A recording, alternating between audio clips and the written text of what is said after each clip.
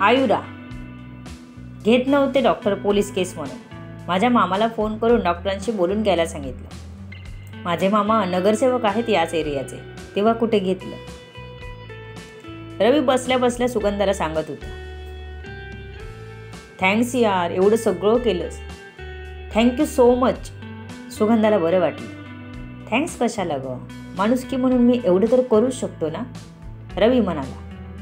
त्याला तिच्याकडून आभाराची गरज नव्हती या क्षणी. तो वाचला पाहिजे होता, हेच महत्वाचं होतं त्यासाठी.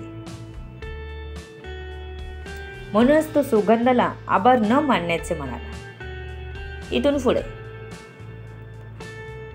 समीरला हॉस्पिटलमध्ये आलेलं बघून सुगंधाला बरं वाटलं. पण त्याचं लक्ष तर रवीवर असतं. हा का इथे आहे, तो मनाशीच विचार करून डोक्याला आठ्या घालतो. तो रवीला जाब जायच्या तयारीतच होता. समीर या विचारात असताना सुगंधानेच त्याला सर्व सांगितलं. बरं झालं तू आणलंस आयुष्यला. समीरनेही रवीचे आभार मानले. रवीच्या मनात पुन्हा प्रश्न उभा राहिला. आयुष नक्की कोण आहे? समीर दादाही याला ओळखतो? इकडे सुगंधाची चाललेली गडबड बघून समीर दादा तिला म्हणाला, बघतो मी काय झालं ते, तू शांत बस. समीर म्हणाला. सुगंधा असती तेवढ्या पुरती तिथल्या वाकावर बसली. दादा जसा आतमध्ये गेला विचारायला तशी सुगंधा येरा जरा घालत होती. देवा, आयुषला काही होऊ दे नको, तो व्यवस्थित असू दे म्हणत राम नाम जपत होती. त्या श्रीरामालाच ती सर्व मानत होती. आयुषची बहीण, वहिनी, आई बाबा. समीरचा फोन गेला तसे लगेच निघाले. आयुषचा दादा आराध्य कामावर होता. त्याला कळवलं होतं, पण त्याला वेळ लागणार होता यायला. चौघांनी घाबरतच हॉस्पिटलमध्ये प्रवेश केला. समीरने सांगितल्याप्रमाणे 3ऱ्या फ्लोअरवर सर्वजण आले. कुठे आहे आयुष माझा? आईने काळजीने विचारले. सगळ्यांच्या चेहऱ्यावर काळजी दिसत होती. आत आहे तो ओटीत. सुगंधा अगदीच बारीक आवाजात बोलली. खूप लागलंय का आयुषला? आईने पुन्हा विचारले. मी अजून बघितलं नाही, ओटीतून बाहेर आल्यावर समजेल. पण ज्यांनी त्यांना ऍडमिट केलं ते सांगत होते की खूप लागलंय. तिने रवीचं नाव घेणं मुद्दाम टाळलं होतं, जे रवीच्याही लक्षात आलं. तसे सर्वजण रवीकडे बघू लागले. त्याला कळलं आता आपल्याला त्यांना घडलेलं सर्व सांगायचं आहे. म्हणूनच ते अपेक्षेने आपल्याकडे बघत आहेत. त्यांना घडलेलं त्याने सर्व सांगितलं. आयुषची आई तर तोंडाला पदर लावून तिथेच खाली बसून रडू लागली. तिला वहिनी सावरत होती. आयुषचे बाबा मात्र धीट होते. ते आयुषच्या आईला, माधवीला म्हणाले, अगं असं रडू नकोस, आयुषला बरं वाटेल. आपणच जर रडत बसलो तर त्याला कसं बरं वाटेल? त्यांनी तिला समजावत बोलले. जास्त काही बोलायच्या मनस्थितीत तेही नव्हतेच, पण माधवीला समजावणं गरजेचं होतं. वरून धीट वाटले. स्वतःला सावरून असले तरी स्वतःचा मुलगा असा बेशुद्ध अवस्थेत हॉस्पिटलमध्ये आहे ऐकून त्यांनाही वाईटच वाटलं होतं. फक्त ती वेळ ते बधरून बसण्याची नव्हती, त्याच्यावर उपचार होणं महत्वाचं होतं. माधवीनेही स्वतःला सावरलं. डोळे पुसून आयुष बाहेर येण्याची वाट बघू लागली. ऑपरेशन थिएटरचा दरवाजा उघडला तसे आयुषचे बाबा आणि समीर पुढे गेले. त्यांनी डॉक्टरांना आयुषबद्दल विचारलं. काय प्रोग्रेस आहे, आम्ही भेटू शकतो का? त्याच्या बाबांनी डॉक्टरांना विचारलं. ऑपरेशन तर व्यवस्थित झालंय, शुद्धीत येईपर्यंत आम्हाला काही नीट सांगता येणार नाही. त्यांच्या सर्व टेस्ट होतील त्यानंतरच काय ते सांगता येईल, डॉक्टर बोलले. त्यांचंही बरोबर होतं, ते काही अंतर्यामी नव्हते. जे त्यांना आतमध्ये काय झालंय हे रिपोर्ट शिवाय कळू शकेल, दिसेल असं. सगळे तिथे आले होते, त्यामुळे रवीला आता तिथे थांबण्याची गरज वाटत नव्हती. सुगंधाला आणि समीर दादाला सांगून रवी तिथून निघून गेला. सुगंधा हतबल झाली होती. आपल्यामुळेच त्याला हे सगळं सहन करायला लागतंय असंच तिला वाटत होतं, कारण तो तिलाच भेटायला आला होता. त्याच्या घरचे तिचा पायगुण काढतील ही भीतीही होती तिला. जे नातं अजूनही हा नाहीच्या तराजूत झुलत होतं. काय माहीत कोणतं पारडं जड होईल आणि कोणत्या प्रसंगाला सामोरं जावं लागेल. तिचे विचारचक्र चालूच होते. इतक्यात आयुषला बाहेर आणलं. त्याचा तो अवतार बघून तिला एकदम धक्काच बसला. हातापायामध्ये त्राण नसल्यासारखं वाटत होतं. तिचे हातपाय थरथर करत होते. डोळ्यात पाणी येत होतं. एकदाच बघितलं होतं त्याला. दुसऱ्या वेळी त्याला असं बघावं लागेल असा कधी विचारच केला नव्हता स्वप्नातही.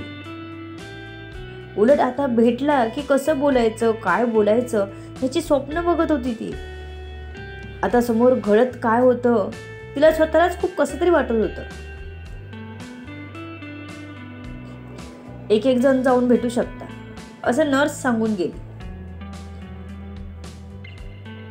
तसं त्याच्या घरचे एक एक जण जाऊन येत होते. बाहेर आलेल्या प्रत्येकाच्या डोळ्यात पाणी होतं. ते बघून तिलाच काहीतरी होत होतं. ती त्या सगळ्यांना बघून एकदम स्तब्ध झाली होती. आपल्यालाही जायला पाहिजे हे तिला लक्षातच आलं नाही. खूप घाबरली होती ती. त्याचा तो मगाशी आतमध्ये नेतानाचा चेहरा काही केल्या डोळ्यासमोरून जात नव्हता. तिचं अंग गार पडत चाललंय असं वाटू लागलं. आयुषच्या आईने सुगंधाला जायला सांगितलं. जावळ तू पण बघून ये असं त्या म्हणाल्या, पण तिचं लक्षच नव्हतं. ती विचारात हरवली होती. समीरने तिला जवळ येऊन हाताने हलवून सांगितलं, बघून ये जा. तेव्हा ती भानावर आली होती, नाहीतर खोल कुठेतरी हरवली होती विचारांच्या ओझ्याखाली. तिला धीर होत नव्हता, पण मनात बघायचंही होतं. ती उठायला गेली तर पाय जड वाटत होते. आपल्याला बेड्या घालून ठेवलं आहे कोणीतरी असाच भास होत होता तिला. कसं तरी मनातले सर्व विचार बाजूला करून ती स्वतःला सावरत समजावत सगळं बळ एकवटून उभी राहिली. हळूहळू ती आयसीयूच्या वार्डच्या दरवाजाकडे गेली. तिचं तिथूनच आयुषकडे लक्ष गेलं. आयुष एवढेच शब्द तिच्या तोंडातून निघाले. अति दुःखाने तिला चक्कर येऊन खाली कोसळली. तिचं डोकं आयसीयूच्या वार्डच्या दरवाजाला आपटलं. डोक्यातून रक्त यायला लागलं. हे इतकं झटपट झालं की पटकन कोणाच्या लक्षातच आलं नाही. ती जेव्हा कोसळली आणि डोक्यातून रक्त आलं तेव्हा सर्वांचं लक्ष तिकडे गेलं. समीर लगेच उठून तिच्याकडे धावला. तिला उचलून पटकन तो डॉक्टरकडे घेऊन गेला. तो आपल्या बहिणीला अशा अवस्थेत बघू शकत नव्हता. सर्वच घाबरले. एक आयुष आणि आता हिला काय झालं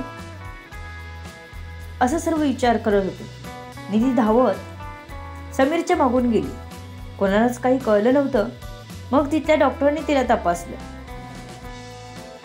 लगेच तिला बँडेज केलं. समीरशी बोलून घेतलं.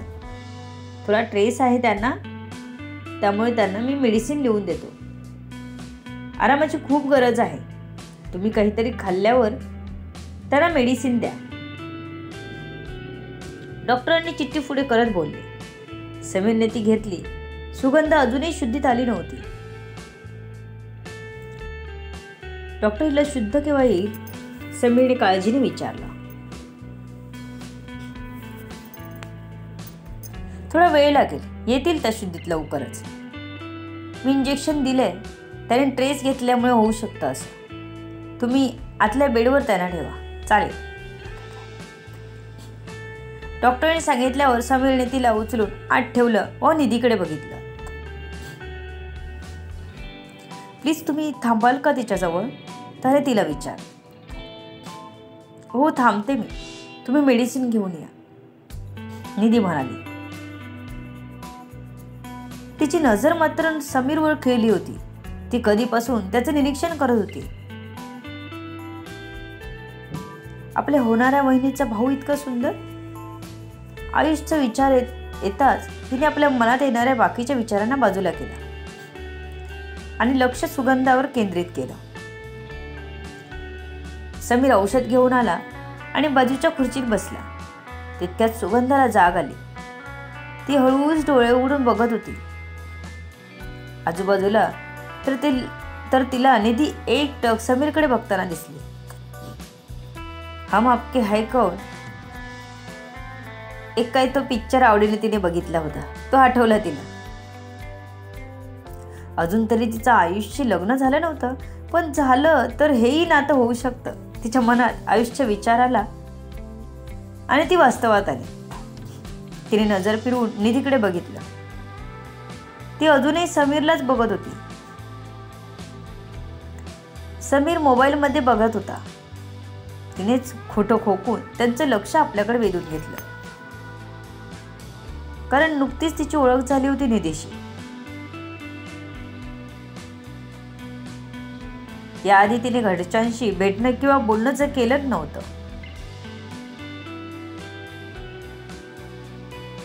तो काहीतरी खाऊन घे आणि ही मेडिसिन घे, हे बघ आणलंय. समीर टेबलवर ठेवलेली पिशवी दाखवली. मला काहीच नको. सुगंधा असं म्हणतच होती की समीरने तिचं काहीच ऐकून घेतलं नाही. तुला मेडिसिन घ्यायचे आहेत, गपचूप खाऊन घ्यायचं. त्याने दमच दिला. सुगंधाऐवजी निधीच थोडी दचकली. 2 पावलं मागे राहिली उभी.